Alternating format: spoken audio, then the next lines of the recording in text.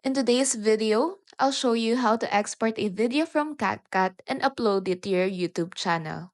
The first thing you need to do is open your CapCut app and select the project you've been working on and make sure your edits are complete. Once you're ready, tap the export icon in the top right corner. CapCut will start exporting your video, and once it's finished, you'll see a message saying ready to share. Your video will now be saved in your device gallery. To upload the video to YouTube, open your YouTube app, then tap the plus icon at the bottom of the screen. Select Upload Video to start the process. Choose the video you just exported from CapCut. Tap next to move to the editing screen, where you can add a title, description, and set the visibility to public, private, or unlisted.